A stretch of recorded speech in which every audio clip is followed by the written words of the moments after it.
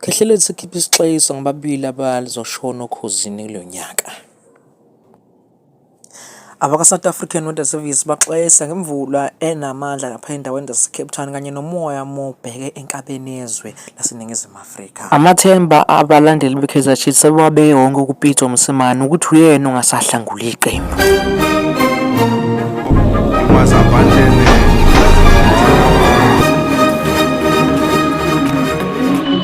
Asikubingelele sikwamukele channel sicela isiqiniseko ucinzela ku-subscribe button ngizothola shise indaba.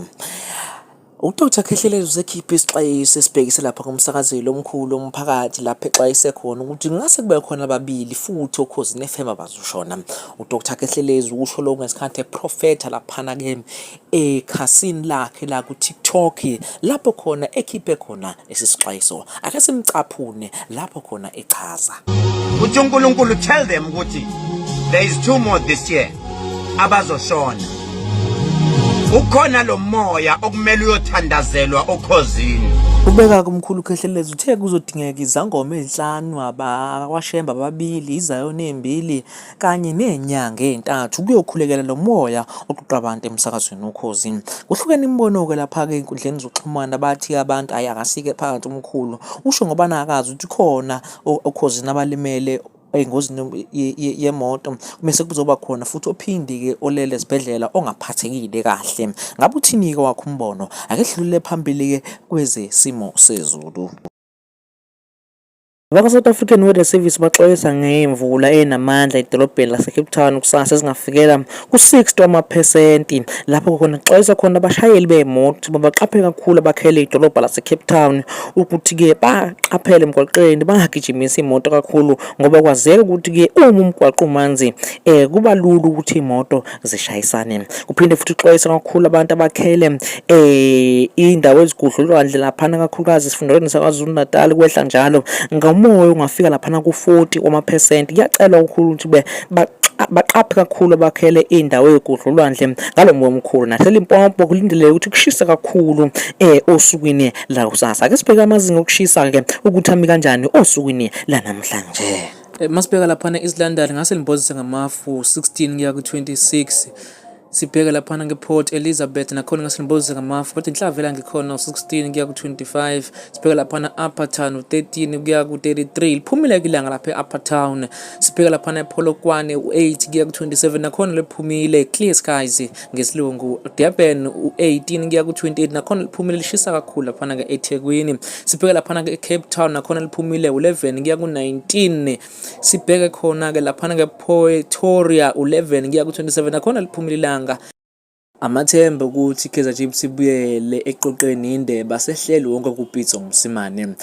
Abalandeli nabathandi beqembu iKaizer Chiefs kanye futhi nezingwazi nezazi zebhola laseNingizimu Afrika zithi iKaizer Chiefs sekumele izame uPieter Mosimane okuyena coach ngempela bamthembayo bonke ukuthi uyena ozokwazi ukuvuselela iqembu. Kanti ke futhi naye laphana uModise wake wadlalela yona laphana ke iMamelodi Sundowns ngesikhathi kusacoachana laphana uPieter Mosimane uthi into eyosiza iKaizer Chiefs ukuthi ithathe iqashe uPieter Mosimane azosiqala phansi sonke isquad seKaizer Chiefs axoxe wonke umdlali ambone ukuthi akayimisele uKaizer Chiefs.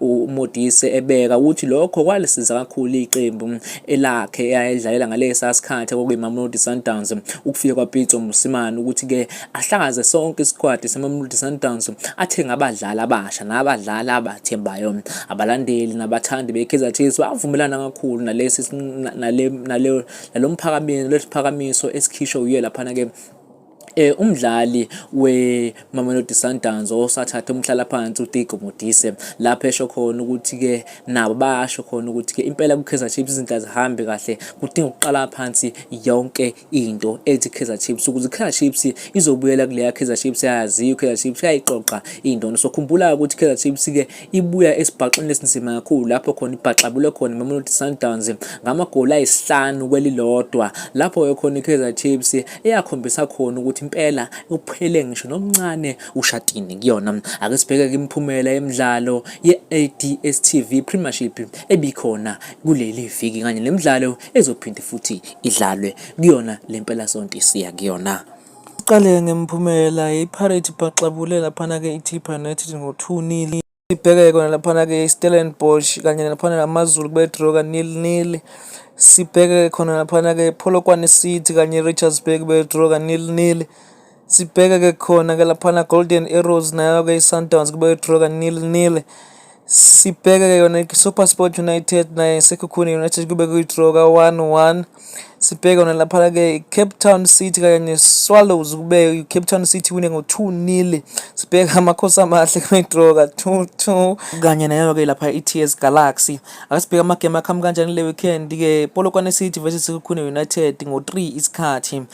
Swallows versus Stellenbosch ngo-3 isikhathi. Mamelodi Sundowns versus Royal AM ngo 5:30 isikhathi. Orlando Pirates versus Richards Bay ngo-8 isikhathi. Cape Town City versus TS Galaxy ngesonto ngo-3 isikhathi. AmaZulu FC versus Kaizer Chiefs ngo-17:30 5:30 isikhathi. Golden Arrows versus Chippa United ngo-3 isikhathi. Siyabonga kakhulu, sicela uqiniseke ukuthi-ke ufisa-ke ukuphawula noma ufisa-ke ukubeka umbono, ufuna umbono wakho ubonwe yize lonke, sicela ukuthi uthinte inombolo evela lapho esikrinini sakho ya WhatsApp, uthumele ividiyo mayelana nodaba esiliphostile, noma nje ufisa ukudlulisa iy'ncomo noma ufisa ukucomplain about i-channel.